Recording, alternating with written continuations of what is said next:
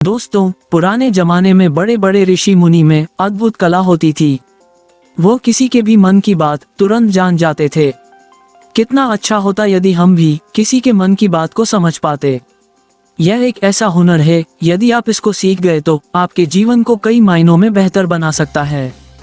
आज मैं आपको ऐसी ही कहानी सुनाने जा रहा हूँ, जिसको सुनकर आप भी जान सकते हैं कि किसी का मन को कैसे पढ़ा जाता है। कई तरीके से मन को पढ़ सकते हैं, लेकिन आपको समझना अति आवश्यक है। यदि आप इन तरीकों को समझ लेते हैं, तो आप किसी के भी मन की बातें बड़ी आसानी से जान सकते हैं, समझ सकते हैं।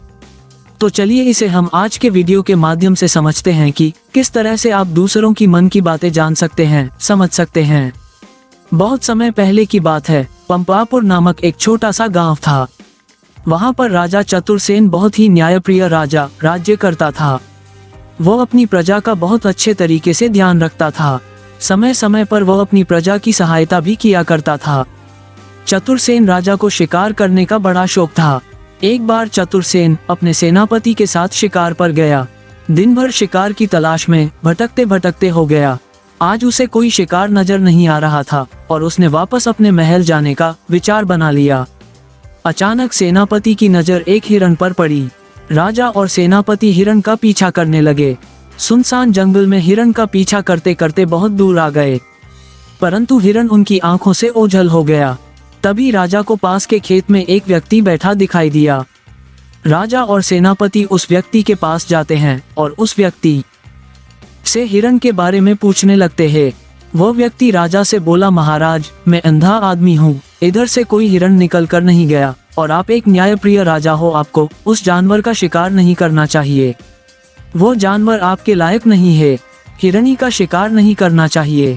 राजा ने उस व्यक्ति से पूछा, तुम ये क्या कह रहे हो? एक तरफ तुम कहते हो तुम अंधे हो और तुमने हिरण को नहीं देखा, दूसरी तरफ तुम ये भी कह रहे हो मुझे उस हिरनी का शिकार नहीं करना चाहिए। जब तुम अंधे हो तो तुम्हें कैसे पता कि वह हिरण नहीं है बल्कि हिरनी है और उसका शिकार मुझे क्यों नहीं करना चाहिए? क्या तुम झूठ बोल रहे हो कि तुम अंधे हो? और यदि तुम झूठ नहीं बोल रहे हो तो तुमको कैसे पता चला कि वह हिरनी है? तब वो अंधा व्यक्ति बोला, महाराज, मैं झूठ नहीं बोल रहा हूँ, मैं आपसे बिल्कुल सच कह रहा हूँ, मैं अंधा हूँ। दरअसल मेरे छोटे भाई ने ही मुझे यहाँ बिठाया है, इसके पहले मैं घर पर ही रहा करता था। मेरे छोटे भाई ने बोला कि भैया, हमारे खेत में जानवर बहुत नुकसान कर रहे हैं, आप खेत में बैठकर आने वाले जानवरों को जोर से चिल्लाकर भगा दिया करना। कई महीनों से खेतों में ही बैठकर जानवरों को भगाने का काम कर रहा हूँ। तो राजा ने बोला, कैसे पता चला कि वो हिरण नहीं है, हिरनी है? आपको उसका शिकार नहीं करना चाहिए। ये सुनकर राजा अपने सेनापति के साथ अपने महल आ गया। राजा ने अपने सेनापति को आदेश दिया कि तुम जंगल में जाओ और यह पता लगाओ वो हिरण या हिरनी है, और क्या गर्भवती है, इस बात का पता लगा करके मुझे बताओ। ये सुनकर सेनापति जंगल में जाता है और अच्छी तरह से छानबीन करने के बाद राजा को बताता है राजन, वह अंधा व्यक्ति बिल्कुल सच बोल रहा था। हम जिसका पीछा कर रहे थे वो एक हिरनी ही है, वह भी एक गर्भवती है। ये सुनकर राजा को बड़ा आश्चर्य हुआ कि यह व्यक्ति कैसे जान लेता है कि वह क्या उन्हें और किस स्थिति में है। भला एक अंधा आदमी ये कैसे देख सकता है, ये कैसे जान सकता है, आखिर ये कैसे पता चला? ऐसे कई सारे प्रश्न अब राजा के मन में आने लगे। अब राजा ने ये ठान लिया था कि मुझे इस बात की तह तक पहुंचना ही है कि आखिर ये अंधा आदमी कैसे जानता है कि वो जानवर एक हिरनी है। ये सोचकर राजा उस अंधे आदमी के पास जाता है और उस अंधे आदमी से कहता है, देखो, मैं ये तो नहीं जानता कि तुम सचमुच अंधे हो या नहीं, लेकिन मैं तुमसे एक बात जानने आया हूँ। क्या तुम मेरे प्रश्न का सही सही जवाब दोगे? इस पर वो अंधा व्यक्ति कहता है, हे राजन, आप जो कुछ पूछना चाहते हैं मुझसे पूछ सकते हैं, मैं आपको बिल्कुल सही जवाब दूंगा। इस पर राजा कहता है, देखो, एक तो तुम कहते हो कि तुम अंधे हो और दूसरी तरफ तुमने ये बता दिया कि जिस जानवर का पीछा मैं कर रहा हूँ वो एक हिरनी है, और तो और वो गर्भवती भी है। आखिर तुम्हें ये कैसे पता चला? तुम्हारे खेत में और भी तो जानवर आते होंगे, और भी तो जानवर यहाँ से गुजरते होंगे, फिर तुमने ये कैसे अंदाजा लगाया? तब वो अंधा व्यक्ति राजा से कहता है, हे राजन, आप जिस हिरनी का पीछा कर रहे थे, वो हिरनी जब मेरे खेत में आई, उसकी दौड़ने रफ्तार और उसके भागने की आहट से मुझे ये एहसास हो चुका था कि ये एक बहुत छोटी है, उसकी ऊंचाई ज्यादा नहीं है। यदि कोई हिरन होता तो वो उस बाड़ को बड़ी आसानी से लंघ जाता, लेकिन वो इस बाड़ को तोड़कर भागी है। और यदि वो इस बाड़ को छलांग लगाकर पार करने का प्रयास करती तो इससे उसके बच्चे को खतरा होता। और इसी बात से मैंने ये पता लगा लिया कि वो गर्भवती है, जिस कारण वो ज्यादा ऊंची छलांग न लगाकर मेरे खेत की इस बाड़ को तोड़ते हुए भाग गई। इस पर राजा के मन में एक और प्रश्न उठा। राजा ने कहा, किंतु तुम्हें कैसे पता चला कि वो एक हिरनी ही है, और भी तो कोई जानवर यहाँ पर आ सकते हैं। इस पर वो अंधा व्यक्ति कहता है, हे राजन, मैं पूरा दिन सुबह शाम यहीं पर बैठा रहता हूँ और मेरे सुनने की शक्ति बहुत तेज है। मैं ये भाप जाता हूँ कि कौन सा जानवर मेरे खेत में आया है, और उसी के आधार पर मैं जोर जोर से चिल्लाता हूँ ताकि वो मेरे खेत से भाग जाए और मेरे खेत की फसलों को नष्ट ना कर पाए। राजा उस अंधे आदमी का ये जवाब सुनकर पूरी तरह से संतुष्ट हो चुका था। वो मन ही मन ये सोच रहा था कि ये आदमी भले ही अंधा हो, लेकिन ये तो बड़ा ज्ञानी मालूम पड़ता है। इस आदमी से कुछ न कुछ तो काम निकलवाना ही चाहिए। ये विचार लिए हुए राजा वहां से वापस अपने महल की ओर लौट जाता है। कुछ दिनों के बाद राजा अपने सेनापति को आदेश देता है कि जाओ और उस अंधे व्यक्ति को महल लेकर आओ। सेनापति अपने राजा की आज्ञा का पालन करता है। वो तुरंत ही उस अंधे आदमी के पास पहुंचता है और उस अंधे आदमी को राजमहल चलने के लिए कहता है। वो अंधा व्यक्ति बड़ा चालाक था। वो ये समझ चुका था कि राजा जरूर मुझे कुछ न कुछ काम सौंपने वाले हैं और वो काम मुझे मुसीबत में डाल सकता है। लेकिन फिर भी उसने राजा की बात मान ली और वो सेनापति के साथ राजमहल पहुंच गया। राजमहल पहुंचकर राजा उस अंधे व्यक्ति से कहता है, आप तो बड़े ज्ञानी हैं, बड़े पारखी हैं, आपको किसी भी बात का पता बड़ी आसानी से चल जाता है। आज मैंने आपको यहाँ पर इसलिए बुलाया है क्योंकि मैं आपसे ये जानना चाहता हूँ कि मेरी पत्नी पतिव्रता है या नहीं। इस पर वो अंधा व्यक्ति कहता है, हे राजन, ये कैसा प्रश्न हुआ। इस पर राजा कहता है, मैंने आपसे बिल्कुल उचित प्रश्न किया है, मुझे इस प्रश्न का उत्तर दीजिए। इस पर वो अंधा व्यक्ति कहता है, हे राजन, ये सारी बातें जाने दीजिए। आपकी शादी को इतने साल बीत चुके हैं और अब आप ये बात क्यों उठा रहे हैं। इस पर राजा जिद करते हुए कहता है, देखिए, आपको मुझे इस प्रश्न का उत्तर तो देना ही होगा। यदि आप मुझे इस प्रश्न का उत्तर नहीं देंगे तो ये आपके लिए अच्छा नहीं होगा। राजा के मुख से यह बात सुनकर वो अंधा व्यक्ति कहता है, हे राजा, यदि आप इस प्रश्न का उत्तर चाहते हैं तो आपको मुझे और रानी को एक साथ एक कमरे में बंद करना होगा।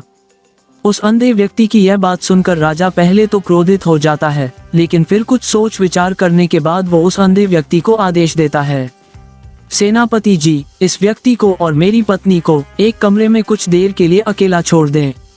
सेनापति बिल्कुल वैसा ही करता है। अब राजा की पत्नी और वो अंधा आदमी एक कमरे में बंद हो चुके होते हैं। तभी वो अंधा आदमी राजा की पत्नी से कहता है, मुझे आपको छूना है। इस बात पर रानी अत्यंत क्रोधित हो जाती हैं और उस अंधे आदमी को वो पकड़ पकड़ कर पीटने लगती हैं, कभी हाथों से तो कभी लातों से तो कभी पटक पटक कर। इस तरह से उन्होंने उस अंधे आदमी की खूब पिटाई की।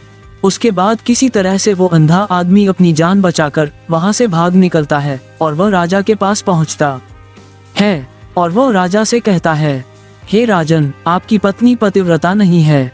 ये बात सुनकर राजा अत्यंत क्रोधित हो जाता है और राजा अपनी तलवार म्यान में से निकालकर सीधा अपनी पत्नी की ओर जाता है और क्रोधित होकर कहता, जो भी सवाल आपसे करने वाला हूँ उसका मुझे सच सच जवाब दीजिए, और यदि आपने एक शब्द भी झूठ कहा तो मैं आपको अभी के अभी सर धड़ से अलग करवा दूंगा।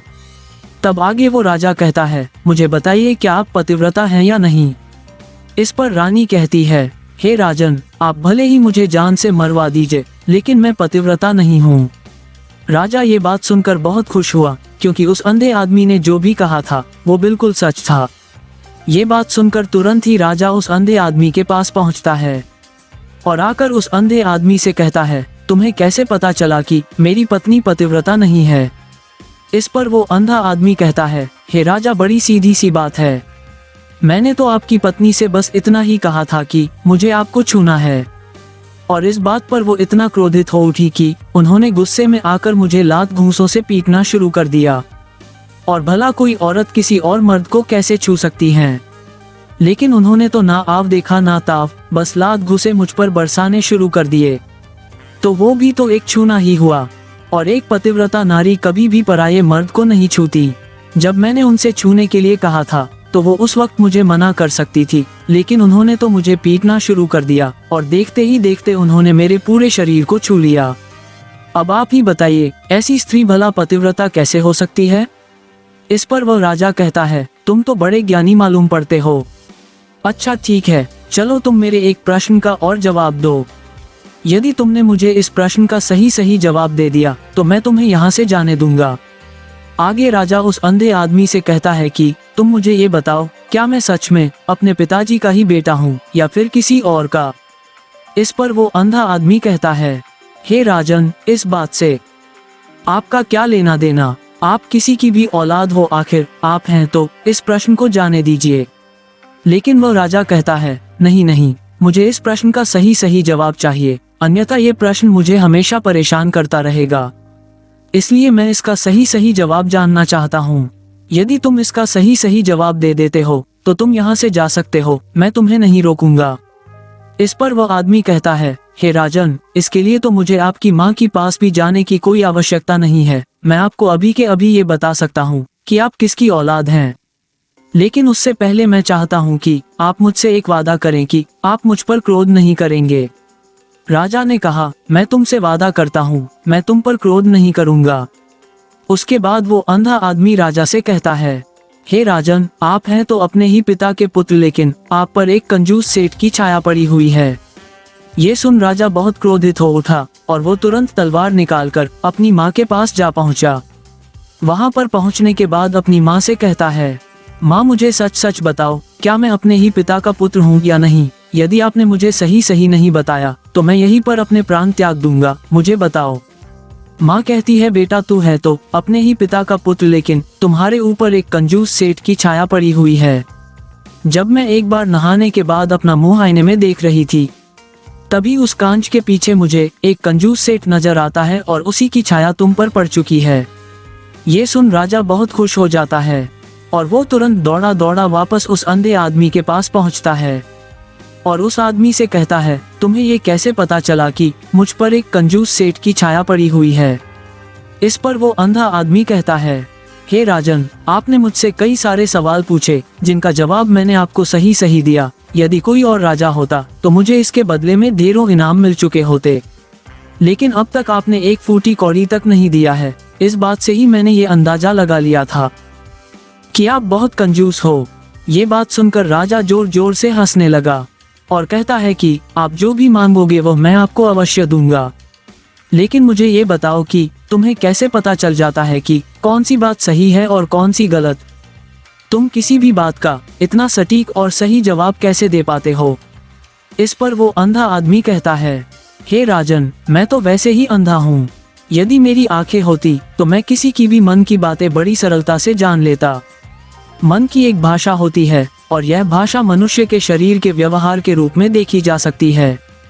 उसकी आंखों से, उसके होठों से, उसके काम करने के तरीके से, उसके क्रियाओं से ये पता किया जा सकता है कि उसके मन में क्या है। हम किसी के भी मन की बातें जान सकते हैं, लेकिन मैं तो जन्म से ही अंधा हूँ। मैं देख नहीं सकता, इसलिए मैं क्रियाओं से देखता हूँ। यदि मुझे कोई बात जाननी हो तो अगले आदमी को कुछ काम देना पड़ता है, जिस पर वो व्यक्ति किस प्रकार काम करता है, किस तरीके से उस काम को करता है, उसके आधार पर ही मैं ये पता कर पाता हूँ कि आखिर उसके मन में क्या चल रहा है। तभी वो राजा कहता है, तो क्या इसका अर्थ ये हुआ कि मैं भी किसी के मन की बात जान सकता हूँ? हे राजन, अवश्य, किंतु उससे पहले आपको अपने ऊपर काम करना होगा, और वो है अपने मन को शांत करना, अपने मन को वर्तमान से मिलाना, जिसके लिए मैं आज आपको 3 तरीके बताने वाला हूँ, और ये तीनों ही तरीके बड़े ही आसान और सरल हैं। किंतु हे राजन, उससे पहले आपको एक काम करना होगा, अपने मन को एकाग्र करना होगा। जब हम अपने मन को एकाग्र करते हैं, अपने मन को वर्तमान में लाते हैं, तो हम दूसरे के मन की बात जान सकते हैं, क्योंकि वो आदमी अभी भी अपने मन में वर्तमान में ही सोच रहा है, और हमें भी मन को वर्तमान में ही लाना होगा। तभी हम उसके मन की बातें जान सकते हैं। यदि हम अतीत में हुई घटना के बारे में सोच रहे हैं तो वो जो अगला आदमी वर्तमान में सोच रहा है, वर्तमान में अपने मन में क्या सोच रहा है, वो हम कैसे जान पाएंगे? क्योंकि हम तो अतीत की घटनाओं में डूबे हुए हैं। इसलिए किसी के भी मन की बातें जानने के लिए सबसे पहले हमें हमारे मन को एकाग्र करना होगा, उसे वर्तमान में लाना होगा। आगे वो अंधा व्यक्ति राजा से कहता है, हे राजन, जो 3 तरीके मैं आपको बताने वाला हूँ, इन 3 तरीकों से आप बड़ी आसानी से किसी के भी मन की बातें जान सकते हैं। उसके बाद वो अंधा आदमी राजा से कहता है, हे राजन, जो सबसे पहला तरीका है वो है आंखों पर ध्यान देना। किसी व्यक्ति से बात करते समय उसकी आंखों में देखना, उसकी आंखों पर ध्यान देना जो सबसे ज्यादा जरूरी है, क्योंकि आंखें बोलती नहीं पर बहुत कुछ कह जाती हैं। यदि हम किसी व्यक्ति के आंखों के इशारों को समझना सीख जाए तो हम ये जान पाएंगे कि व्यक्ति के दिमाग में क्या चल रहा है, वह क्या सोच रहा है और अभी वो क्या करने वाला है। मेरे पास आंखें नहीं है, लेकिन मैंने अपने गुरु से ये विद्या सीखी है, क्योंकि बहुत सालों पहले मेरे पास आंखें थी और मैं उस वक्त लोगों की मन की बातें केवल उनकी आंखों के पास मेरी आंखें होती थी और मैं उस समय लोगों की मन की बातें केवल उनकी आंखों से ही जान लेता था। इसलिए अगर आप भी दूसरों की मन की बात जानना चाहते हैं तो आपको भी उनकी आंखों पर गौर करना चाहिए, जैसे कि उनका आकार कैसा है, वो कब, कहां और किधर देख रही हैं। यदि उसकी आंखें यहाँ वहाँ घूम रही हैं, जब आप उससे बातें कर रहे हैं तो वो आंखों को इधर उधर मोड़ रहा है, कभी ऊपर तो कभी नीचे या कभी आसपास, या फिर उसकी आंखें खास नजर आ रही है या फिर आंखें निराश नजर आ रही है, जैसे कि एक चोर होता है, उसकी आंखों में जब हम देखते हैं तो हमें ये पता चलता है कि अगले आदमी ने कोई गलती की है। ठीक उसी प्रकार जब हम किसी चालाक व्यक्ति की आंखों में देखते हैं तो आपको पता चलेगा कि उसके आंखों में एक भाषा होती है। एक बहुत सीधा और आसान तरीका होता है। यदि आपको ये पता लगाना है कि सामने वाला व्यक्ति आपसे झूठ कह रहा है या फिर सही, तो आपको उसके आंखों पर ध्यान देना अति आवश्यक है। यदि आपसे बात करते वक्त व्यक्ति अपनी आंखें यहाँ वहाँ घुमा रहा है, ऊपर नीचे, इधर उधर, दाएं बाएं, हर जगह देख रहा है, तो इसका अर्थ यही हुआ कि वो उस बात से निकलने का कोई रास्ता ढूंढ रहा है, वो कोई मूड बना रहा है। यदि सामने वाला व्यक्ति आपसे कुछ झूठ कहने का प्रयास कर रहा है तो वो आपसे नजर नहीं मिलाएगा। वो यहाँ वहाँ देखेगा, ऊपर नीचे देखेगा, लेकिन वो आपकी आंखों में आंखें डालकर कभी नहीं देख पाएगा, क्योंकि उसे डर है कि यदि उसने आपकी आंखों में आंखें डालकर देखा तो उसका झूठ पकड़ा जाएगा और लोगों को सच्चाई का पता चल जाएगा। और इसी प्रकार कुछ और भी भाषाएं होती हैं। जब आप किसी की आंखों में आंखें डालकर ये देखना शुरू कर देंगे कि उसके हाव भाव क्या हैं, ठीक उसी प्रकार चेहरे के भी हाव भाव होते हैं, जिससे हम मन की बातें बड़ी आसानी से समझ सकते हैं। और इनको भी समझना बहुत जरूरी है। कभी कभी कोई व्यक्ति अपने चेहरे से जैसे आंख, होठ और बहुत से कुछ अलग अलग व्यवहार करता है। यदि आप किसी व्यक्ति के चेहरे में गौर करेंगे तो आप आसानी से समझ पाएंगे कि वे व्यक्ति निराश हैं, या वे व्यक्ति बहुत उदास है, या फिर वो बहुत खुश है, या फिर उसे कोई बहुत बड़ा दुख है। वो अपने अंदर क्या महसूस कर रहा है, ये सारी बातें हम उसके चेहरे के हाव भाव से पता कर सकते हैं। फिर चाहे इंसान जुबान से कुछ बोले या ना बोले, लेकिन आप उसके चेहरे से सब कुछ पता कर सकते हैं। आगे वो अंधा व्यक्ति राजा से तीसरा तरीका बताते हुए कहता है, हे राजन, इसी प्रकार तीसरी भाषा भी है, अर्थात तीसरा तरीका भी है, और वह हाथों के इशारे और शरीर का व्यवहार है। मन की बात समझने के लिए हमें हाथ के इशारे और शरीर के व्यवहार को समझना बहुत आवश्यक है। कोई व्यक्ति जब भी बात करता है तो आपने देखा होगा कि वो अपने हाथों को हिलाता रहता है, अपने हाथों से इशारा करता रहता है। वो बातों के साथ साथ अपना शरीर का जो व्यवहार है अर्थात बॉडी लैंग्वेज, उसका भी पूरा उपयोग करता है, जिससे हमें ये पता चल पाता है कि वो व्यक्ति हमारी बातों पर कितना ध्यान दे रहा है और उसके मन में क्या व्यवहार को देखने के लिए उसके हाथ मटकाने, शरीर मटकाने और चेहरे पर बार बार हाथ लाने, हाथों का एक दूसरे से मसलना, ऐसी बहुत सी क्रियाएं होती हैं, उस पर हमें ध्यान देना होता है, हाथ को भी समझना पड़ता है। अभी हम इन 3 तरीकों को सही तरीके से ध्यान देकर इन 3 तरीकों को अच्छे से समझ लेते हैं तो हम बहुत जल्दी किसी भी व्यक्ति के मन की बातें बड़ी सरलता और सहजता से जान सकते हैं। इसलिए अगर आपको किसी के मन की बातें जाननी है तो आपको उसकी आंखों पर, उसके चेहरे पर, उसके शरीर के हाव भाव को और उसके हाथों को ध्यानपूर्वक देखना और समझना होगा, जिससे आप ये समझ पाएंगे कि आखिरकार उसके मन में क्या चल रहा है और वह क्या सोच रहा है।